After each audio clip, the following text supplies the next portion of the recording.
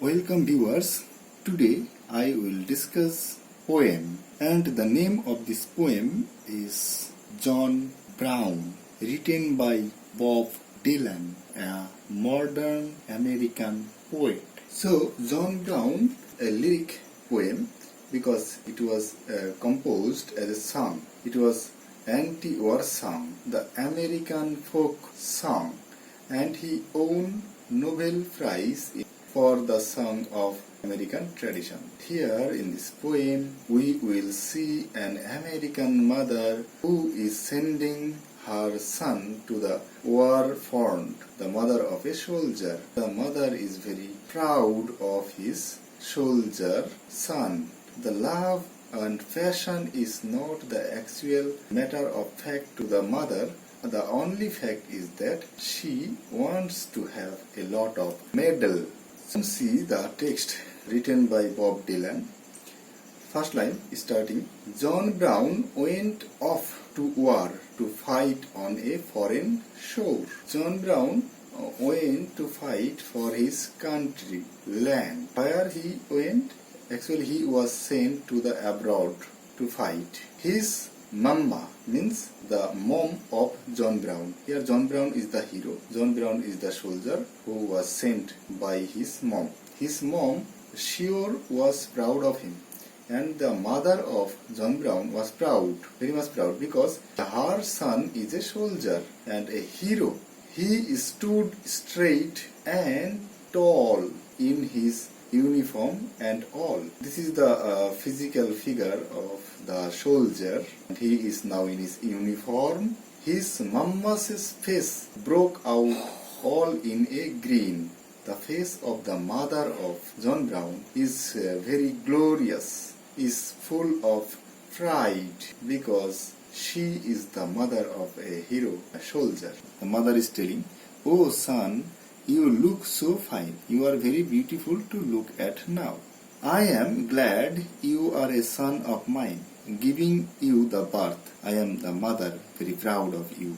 You make me proud to know you hold a gun, and you have a gun, you have a heroic stature, and this is why I am very proud of you. Do what the captain says. Maintain the order of your captain, and lots of medals you will get, and likewise by following the order you will get a lot of medals, and we will put them on the wall when you come home, and when you come home we will put your medal, your achievement, to the wall." Here the showiness of the mother. It is the picture of modern mother, very showiness, want to show that her son has done something great to show others. As that old train pulled out, now the son is going to the war front by train. It is the time of departure of the train. Jones's ma began to shout, and the mother is shouting now, telling everyone in the neighborhood. She is shouting to make the neighbors know that her son is going to the war front to fight for the country. "That is my son, that is about to go. See, everyone see, my son is going to the war front battlefield. He is a soldier, he is a hero. He is a soldier now. You know, and you know he is a soldier." She made well sure her neighbors understood. She is doing it to be sure that her neighbors must understand everything. They must know all the information. Next stanza. She got a letter once in a while, and her face broke into a smile. And after a few days, John Brown sent letters to the mother, and mother reads it, and mother's face is very smiling face. As she showed them to the people from next door, and she goes to show the letter to the neighbors, and she bragged about her son, and she bragged means take pride of her son with his uniform and gun, and she tells everyone that my son is soldier and he has uniform and gun, and these things you called a good old-fashioned war. Here this is symbolic, old-fashioned. Why old-fashioned? Because in old time, the uniform gun of a soldier, this is the picture of a soldier, of a hero. And people thought that war is a heroic deeds, giving life, sacrificing life for the country is a noble deeds, and it is the patriotism. Actually, what is happening in the war front, what is the condition suffering, that is not the matter of fact. This was the matter of glorification of the war, and that was the old fashion of the war. Here in this context, I can remember a poem called Hero, written by Siegfried Sassoon. There we can see that a soldier is dying in the battlefield while he is escaping from the battlefield, and he died actually like a coward, but he is given the honor of a hero, and his mother was told that your son has fought heroically in the war front and he is the hero. This is the hypocrisy of the war and the meaninglessness of the war, and that is that the poet Bob Dylan is wanting to show, wanting to tell here. Actually, war is what? War is the destruction. It is the violence. Professor Eisenhower told that either man will destroy the war or war will destroy the man. We will see in this poem also that how war destroys the man. The condition of the soldier John Brown will be very pathetic condition. Here, oh God, old-fashioned war. Here is the surprising note of exclamation. It is the voice of the poet. He is telling it. All this thinking about war and soldiering is the old-fashioned one. But what is the practical fashion in modern days of the war? It is very horror, pathetic situation, pathetic fashion of the war nowadays going on. War is what? War is killing and to be killed. This is the business of the war. Actually, it is not the heroism. There is no heroic things in the war, in the battlefield. In this context, G.B. Shaw, George Bernard Shaw, he said in his drama called Arms and the Man. In that drama, Captain Sergius said, soldiering is the coward's business. You are attacking someone when you are strong, and you are escaping the enemy while you are weak. This is the, according to G.B. Shaw, business of the cowards.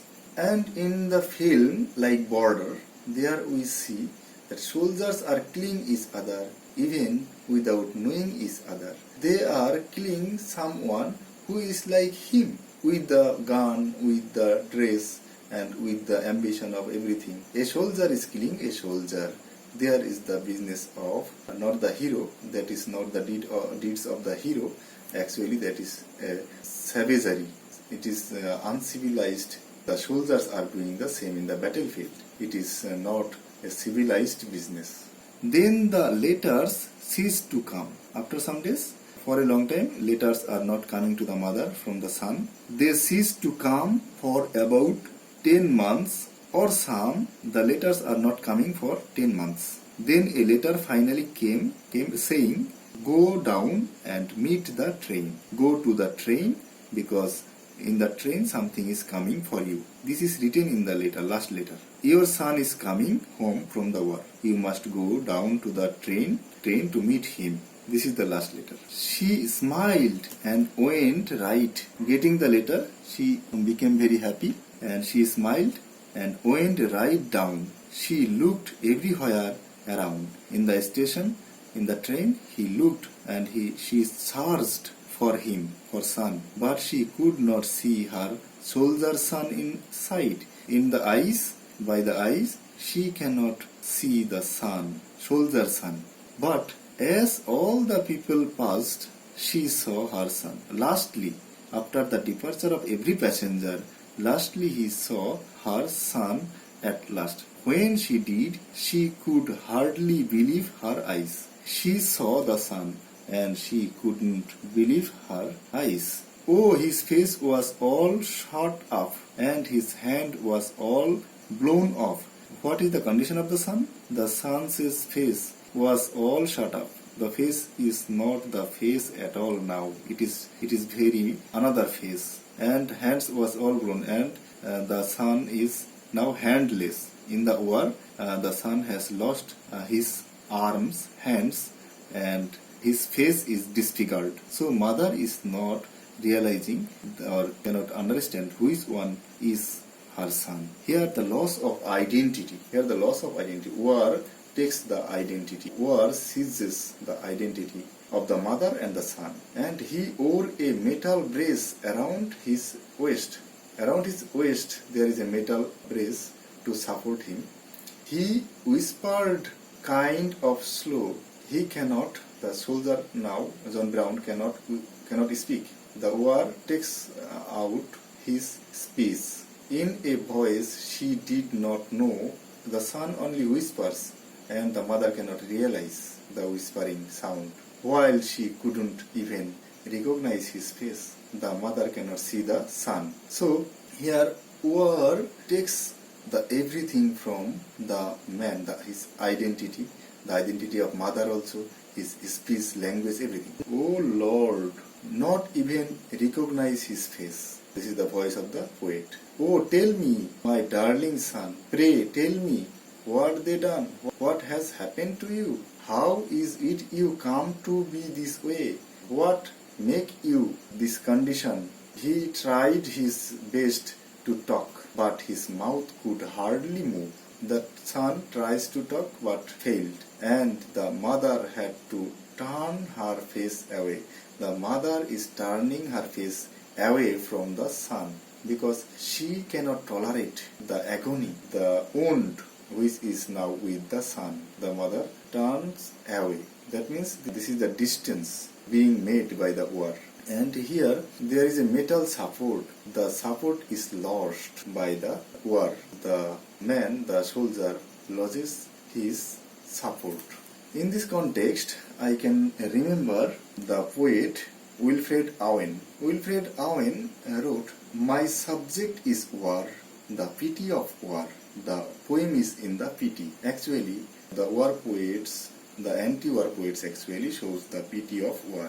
Don't you remember, Ma, when I went up to war? Cannot you remember, mother, when I went to war? You thought it was the best thing I could do, and you thought the soldiering is the best thing. It is the heroism. I was on the battleground. You were home, acting proud. You were proud in the home, but I was in the battlefield. The pictures are different. The politicians, the warmongers, remain in their easy chairs, but the soldiers are in the battlefield. They suffer, and the politicians only give the title to the sufferers. I was on the battleground, and I know the actuality of the war. What is the ferocity of the war? You wasn't there standing in my shoes. In my shoes means you were not in my condition. You were not in my situation, so you cannot realize what is the suffering a soldier suffers in the battlefield. You, like people, always glorify without having the real knowledge of the war. Oh, and I thought when I was there, God, what am I doing here? John Brown is telling that I was in the battlefield and thinking, what I am doing here? What is the work here? Here is only the savagery, barbarism, only kill others and to be killed by others. And what is this the business here? Is it the actuality of life? I am trying to kill somebody or die trying. That means I was trying to kill other or somebody would kill me. This was my business. Kill and to be killed. But the thing that scared me most was when my enemy came close. But most surprising thing, most ferocious, horrible thing happened to me when my enemies came nearest to me. Why? Because, and I saw that his face looked just like mine. Because that man who killed me, who was coming towards me to kill me, that man, the enemy soldier, was like me, same as me. He was also a soldier. Oh Lord, just like me. And I couldn't help but think. I was bound to think. I couldn't avoid thinking. Through the thunder rolling and stink. In that bad situation, in that dirty situation of the war field, I was thinking then that I was just a puppet in a play, that I was a puppet under the control of others, command of others, and I had no control of myself. I was controlled by others' command. And through the roar and smoke, this is the smoke and roar, this is the hue and cry, hustle and bustle situation of the war field. This string is finally broke, and a cannonball blew my eyes away. And after that, there was a burst of shell, and cannonball took out my eyeball. Bombshell took out my eyesight. I became then blind. Now I am blind.